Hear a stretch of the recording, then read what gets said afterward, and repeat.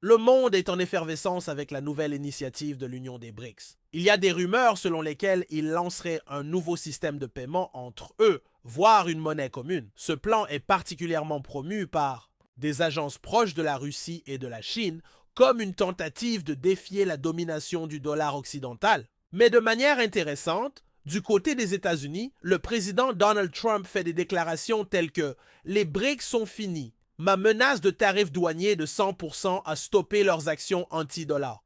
Mais les BRICS sont-ils vraiment finis? Ils sont une nation des BRICS. L'Espagne, vous savez ce qu'est une nation des BRICS? Le président élu Trump promet d'imposer des tarifs douaniers de 100% aux pays membres des BRICS, à moins qu'ils ne s'engagent à ne pas développer une nouvelle monnaie. Mais est-ce vraiment le cas? Ou les BRICS ont-ils réellement lancé une nouvelle offensive financière mondiale?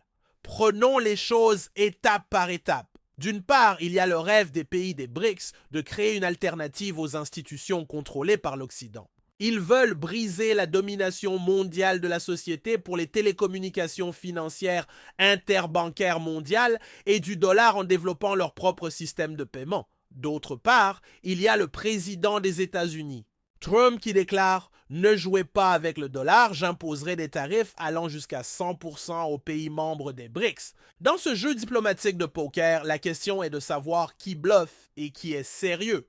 Le président Donald Trump, dans son style caractéristique, a déclaré que les BRICS sont morts. En d'autres termes, il affirme que ces 5 pays ont frustré ses plans anti-dollars. Selon lui, j'ai menacé d'imposer des tarifs douaniers de jusqu'à 100%. Ces pays ne peuvent pas se permettre d'être exclus du marché américain, donc ils ont retiré leurs actions anti-dollars. Le président russe Vladimir Poutine accueille une réunion des dirigeants mondiaux pour le sommet des BRICS des économies émergentes aujourd'hui. Cette déclaration mène à différentes interprétations dans les médias américains. Certains disent que Trump a raison. Menacer le commerce secourait les BRICS, tandis que d'autres affirment que ce n'est que de la rhétorique politique. En réalité, les BRICS continuent leur chemin. C'est un sujet qui a été abordé précédemment. Depuis sa création, les BRICS ont exprimé le désir de créer des alternatives aux structures centrées sur l'Occident, telles que le Fonds monétaire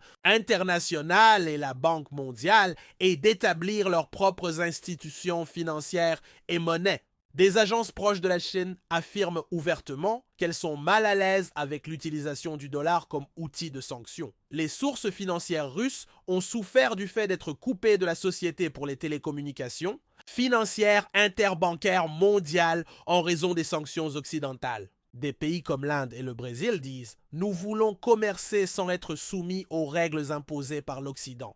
Pourtant, lors des sommets des BRICS, l'idée de si nous sommes si mal à l'aise, pourquoi ne pas adopter un système de paiement commun a toujours été évoquée. Certains l'appellent la monnaie des BRICS, d'autres parlent de commerce en monnaie locale et d'une infrastructure de paiement numérique commune. Il n'y a donc pas d'engagement clair, mais les dernière nouvelle donne l'impression qu'ils sont désormais dans une phase de test. Cela suscite des inquiétudes aux États-Unis. La domination mondiale du dollar pourrait-elle être ébranlée? Juste au moment où l'on parlait des actions anti-dollars des BRICS, Donald Trump a remué les choses en disant « J'ai mis fin à ce groupe, j'ai une menace de tarif de 100%.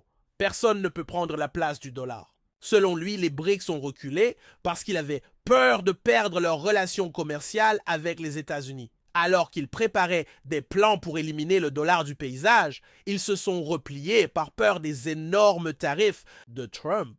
Mais cette affirmation est controversée, car la Chine, la plus grande puissance des BRICS, est déjà engagée dans une guerre commerciale avec les États-Unis. Serait-elle trop effrayée par une menace de taxe de 100%? La Russie, partiellement coupée de la Société pour les télécommunications financières interbancaires mondiales en raison des sanctions occidentales, éprouve déjà des difficultés avec le système du dollar. Dans quelle mesure la menace de Trump changera-t-elle ce tableau? L'Inde et le Brésil ont, il est vrai, de fortes relations commerciales avec les États-Unis, mais seraient-ils si effrayés qu'ils annuleraient complètement toutes les étapes du bloc? Dans un développement intéressant, selon des fuites des médias d'État brésiliens, le Brésil a déclaré qu'au lieu d'une monnaie commune, il valait mieux renforcer les systèmes de paiement locaux. Cela pourrait affaiblir l'idée d'une monnaie des BRICS. Le Brésil dit je peux utiliser ma monnaie, mais pas nécessairement une monnaie commune des BRICS. Ce point de vue soulève la question, les BRICS vont-ils complètement se désintégrer? Trump se vante. Regardez, j'ai déjà battu ce groupe. Mais même si les pays des BRICS n'adoptent pas une monnaie commune complète, ils pourraient essayer de réduire leur dépendance au dollar par différents mécanismes. Alors, que signifie la nouvelle tactique de paiement local du Brésil pour les BRICS aux États-Unis récemment? Le Brésil a annoncé qu'il abandonnerait le plan de la monnaie BRICS et se concentrerait sur les systèmes de paiement locaux. Cela ne signifie peut-être pas un rejet total du dollar, mais cela montre qu'il souhaite au moins repousser l'idée d'une monnaie commune unique. L'Inde, quant à elle, ne peut pas s'éloigner des BRICS car elle cherche à maintenir de bonnes relations avec l'Occident tout en recherchant un équilibre géopolitique et en achetant de l'énergie abordable à la Russie. Les rapports d'actualité pro-indiens affirment qu'il faut éviter les mesures qui pourraient enflammer les tensions avec les États-Unis. Il n'y a donc pas de consensus complet parmi les membres des BRICS. Certains disent « éliminons le dollar ». D'autres suggèrent de le faire progressivement. Mais ce système est-il un facteur dissuasif? Des sources proches de la direction brésilienne ont déclaré « Nous savons que commercer en dollars est risqué, mais nous n'avons pas nécessairement besoin d'une monnaie commune des BRICS. Nous pouvons échanger en dehors du dollar en renforçant nos propres mécanismes de monnaie locale. » Par exemple, le Brésil signe des accords de monnaie locale avec la Chine et essaie de travailler avec des pays de la région comme l'Argentine, dans leur monnaie locale. Cela offre une assurance contre les potentielles sanctions américaines. L'Inde suit une approche similaire avec son initiative de monnaie locale. C'est une manière de réduire la part du dollar étape par étape, sans que les BRICS ne réalisent une révolution majeure, même si Trump appelle à des tarifs douaniers de 100%.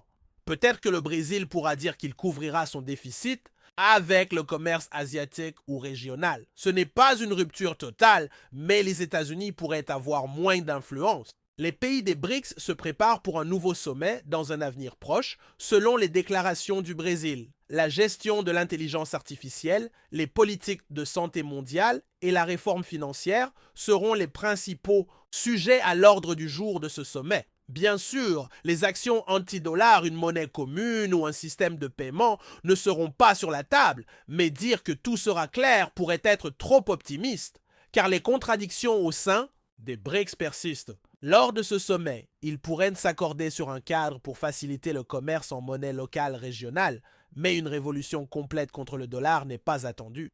Les positions de l'Inde et du Brésil sont incertaines. Il se peut que ce ne soit pas suffisant pour que la Russie et la Chine soient les moteurs du processus. Cependant, la menace de Trump avec une taxe de 100% aurait également jeté une ombre sur ce sommet. Il y a une administration américaine qui déclare « Si vous essayez de remplacer le dollar, je vous effacerai de mon marché ». Certains membres des BRICS considèrent le marché américain comme vital, ce qui rend difficile l'élimination totale de l'influence du dollar.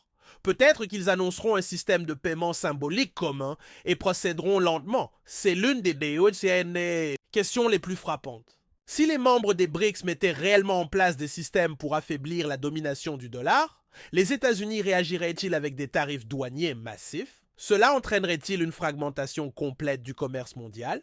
En bloc? Certains disent que oui, les tarifs augmenteraient, le monde entrerait dans une nouvelle ère de guerre commerciale et personne ne gagnerait.